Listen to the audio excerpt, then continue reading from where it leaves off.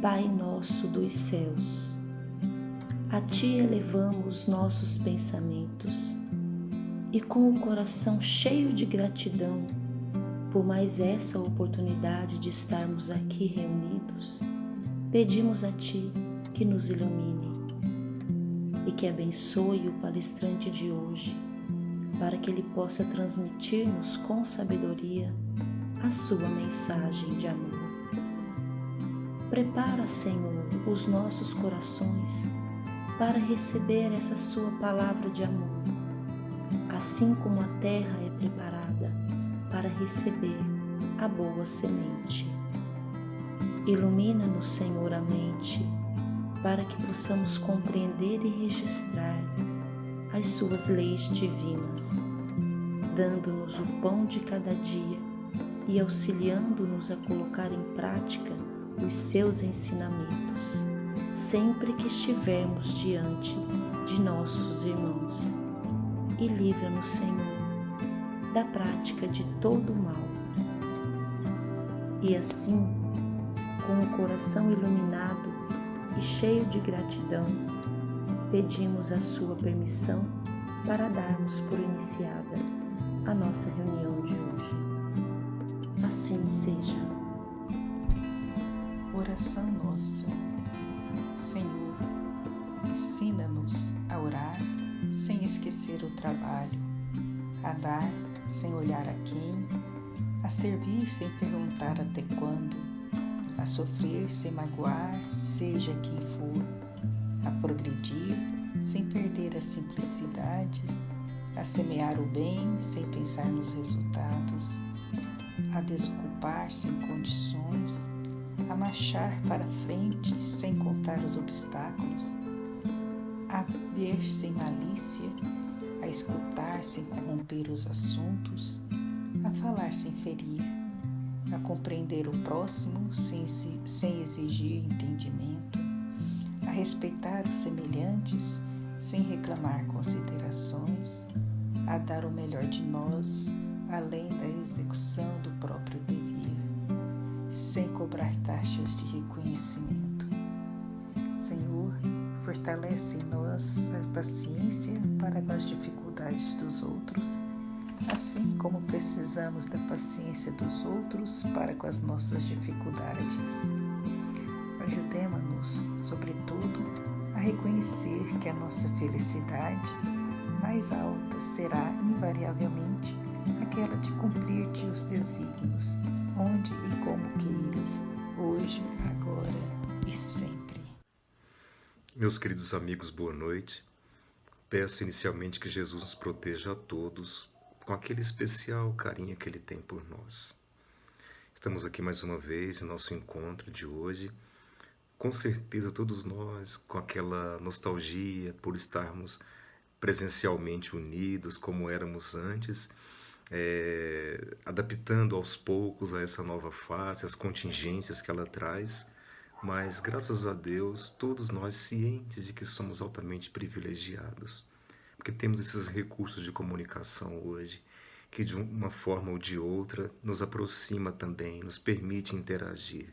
Nada igual à presença física, mas até isso é educativo para a gente, porque estamos aprendendo agora a dar um valor maior àquilo que nós tínhamos com abundância e muitas vezes não percebíamos que era um privilégio. Eu quero contar para vocês hoje uma história de uma amiga muito querida, uma pessoa muito bacana, de sentimentos muito puros, muito nobres e muito preocupada com os valores morais. Essa amiga passou por uma fase muito difícil em um passado recente pela perda de um ente querido. Houve separação física do seu pai. Ela tinha uma ligação afetiva muito forte com o seu pai e o seu pai desencarnou por uma imposição da vida. Ele desencarnou e ela sentiu muito essa perda e fez um trabalho próprio de elaboração daquele luto, tentando superar de todos os modos possíveis. E houve uma situação, mais ou menos 1 a 2 meses depois dessa partida do pai dela, ela estava muito triste, angustiada em casa e não queria demonstrar sofrimento para os seus familiares. Queria poupá-los de mais dor. Ela resolveu então sair caminhando. Ela foi até um lugar da cidade, andando a pé, e nesse caminho ela foi pensando, tentando espairecer, elaborando seus sentimentos. Ela chorou o que precisava chorar e em uma calçada ela encontrou uma pessoa conhecida. E interessante que essa pessoa conhecida era uma colega do mesmo núcleo religioso que ela. Essa pessoa a viu e falou: "Você está tão abatida, o que está acontecendo com você?" E percebeu que ela estava com a voz de choro.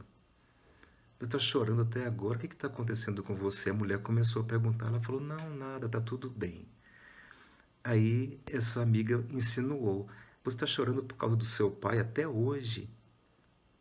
Ela falou: "Sim, eu estou sentindo a falta do meu pai, estou chorando por ele." E essa amiga da igreja, ela teve uma reação bastante inusitada. Ela disse: "Mas você até hoje chorando pelo seu pai? Você até hoje não conseguiu superar isso? Está errado, está errado." E começou a julgar. E julgou tão agudamente que chegou ao ponto de falar: "Se você continuar sentindo dessa maneira, o seu marido vai começar até a desconfiar do tipo de relação que você tinha com seu pai."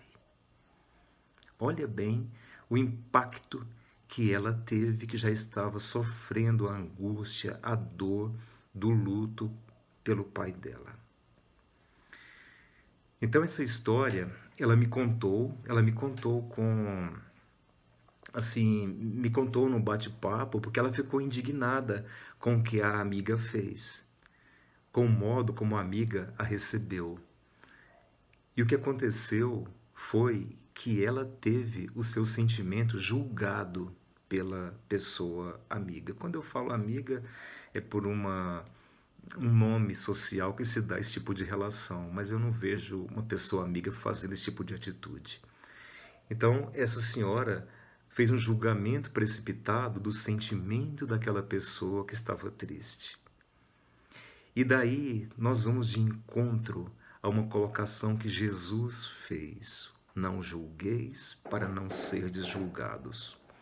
Quem já passou por julgamento, talvez todos nós tenhamos passado por julgamentos já nessa vida, nós sabemos que não é fácil.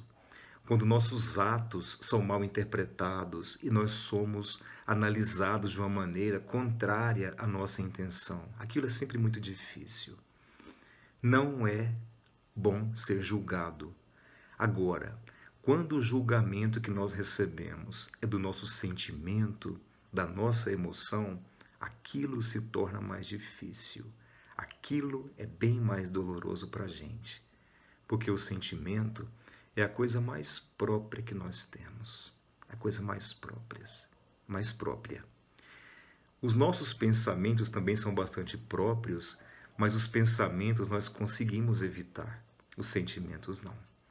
Como que se evita um pensamento? Substituindo ele por outra coisa. Eu, quando não quero pensar em uma coisa que incomoda, que desagrada, que é inconveniente, eu passo a pensar uma outra coisa. E com esse exercício, o pensamento ele dissipa, desaparece, até cair no ostracismo do nosso esquecimento. Já o sentimento não é bem assim. O sentimento, ele flui de nós. O sentimento ele pode ser educado, mas evitado não tem como. Nós podemos educar o que estamos sentindo, fazendo exercício, colocando princípios, pensamento também naquilo que nós estamos sentindo, e nós vamos educando para procurar sentir coisas mais adequadas. Isso tem como ser feito, mas evitar um sentimento é impossível. Por isso, quando nós temos o nosso sentimento julgado precipitadamente, ainda mais de uma forma agressiva, de uma forma ousada, de uma forma desrespeitosa, aquilo é muito dolorido.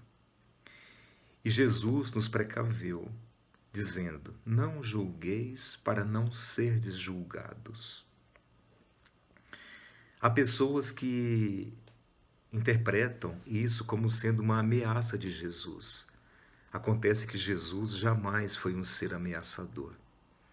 Ele até poderia ameaçar se ele quisesse, porque ele tinha condição para isso. Tanto pré-requisito moral, como ele detinha uma forma de poder que não é uma forma comum.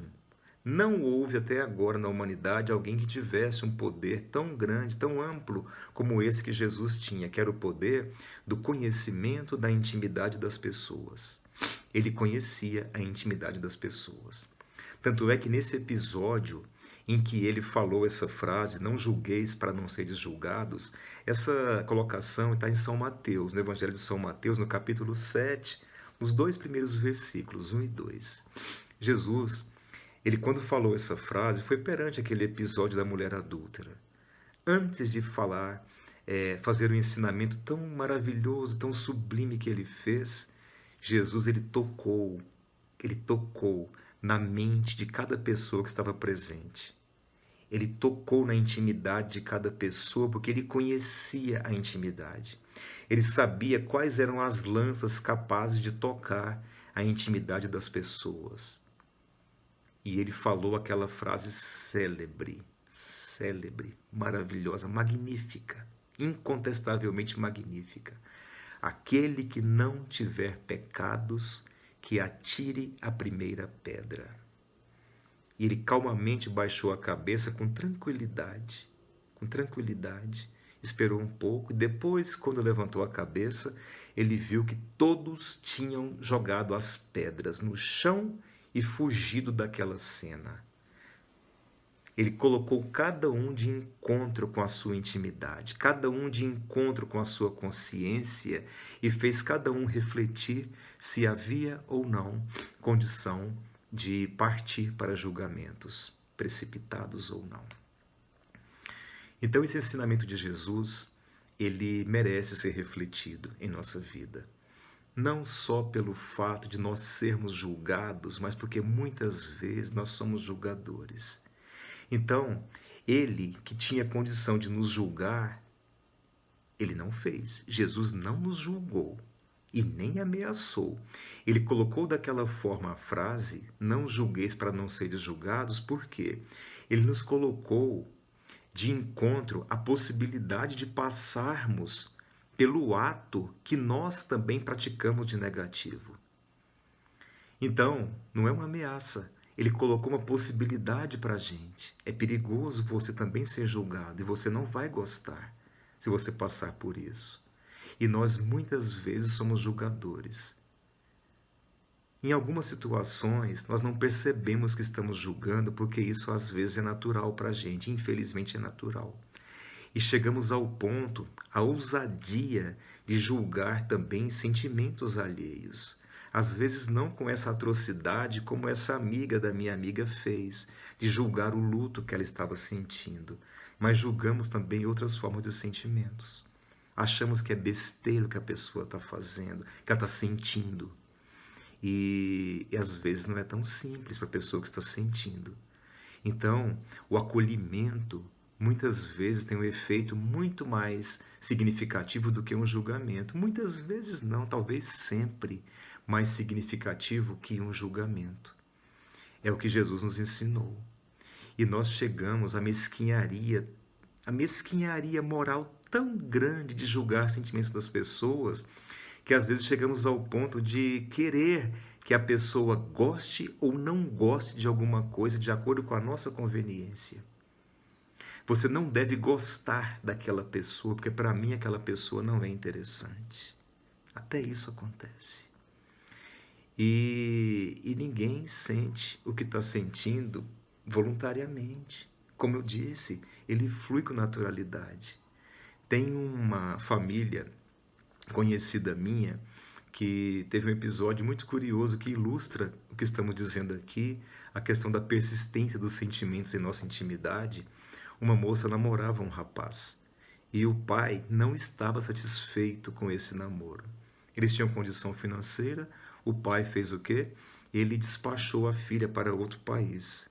Ele providenciou que ela fosse estudar fora, em um país bem desenvolvido. Mandou essa filha para esse país. para que ela esquecesse o namorado. E até é curioso que meus 2 filhos, eles me enchem o saco por essa história e falam: pai, você podia fazer a mesma coisa que ele fez, me mandar para outro país também. Eu falo: olha, filho de pobre não tem esses luxos não. Mas ele fez isso, o que aconteceu?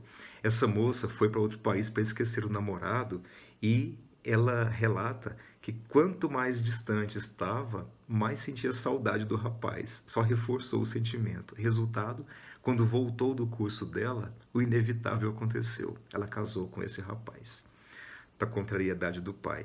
Porque o sentimento não morre assim. Então, nós temos que ter sensibilidade, a mesma que Jesus teve. Mas Jesus é um exemplo distante da gente. Sim, moralmente ele é muito distante da gente, mas é o melhor modelo de guia para a humanidade, como já foi colocado para a gente, é Jesus. Então, seguir aquilo que Jesus ensinou, exercitando cada dia, nós nos tornamos pessoas melhores. Com certeza, pessoas bem melhores. Não precisamos esperar a perfeição imediata, isso já foi falado para nós desde que nós nascemos. Não tenhamos esperança disso, porque isso não vai acontecer.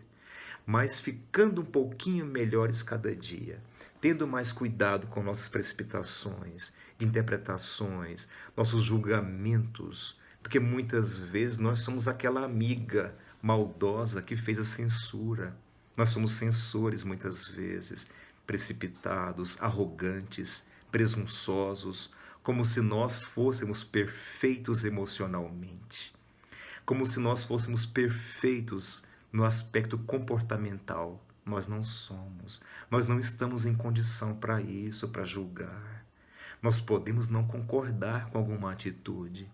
Quando não concordarmos, precisamos ter inteligência para saber mostrar o nosso desagrado, o nosso raciocínio contrário, o nosso pensamento contrário.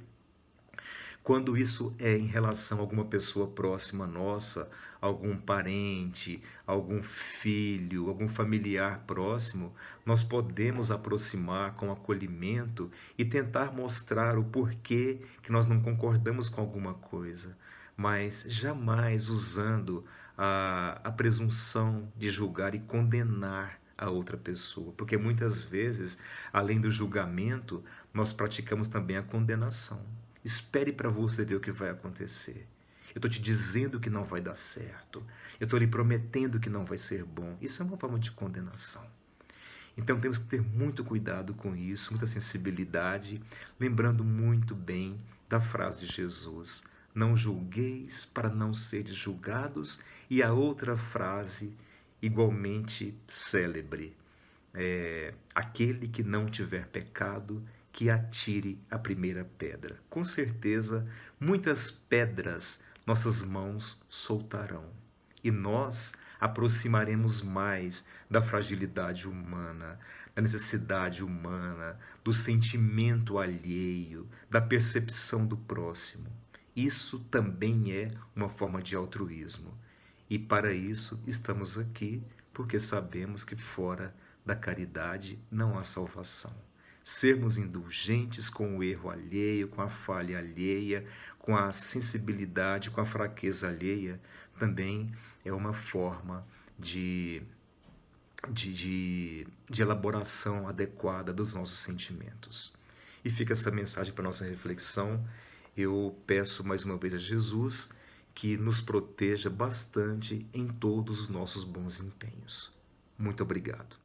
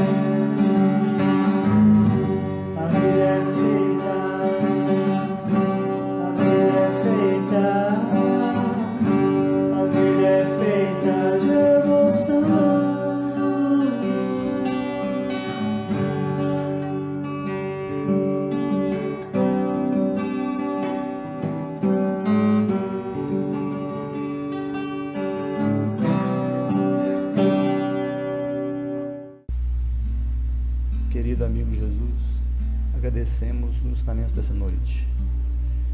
Que o Senhor possa nos orientar sempre no caminho do bem, da paz, da harmonia, da tranquilidade e do trabalho de amor ao próximo. Que esse amor possa nos iluminar e que possamos sempre estar dispostos a trabalhar para o engrandecimento do outro, para a melhoria dos outros, para a melhoria de nós mesmos. Obrigado por tudo, Senhor, por nossa vida, por nossas oportunidades, e que o Senhor possa sempre nos deixar atentos para todas as oportunidades que se apresentam, para que possamos aproveitá-las da melhor maneira possível. Que Jesus possa nos iluminar nessa semana, que essa semana possa ser boa, repleta de paz e de harmonia. Que assim seja.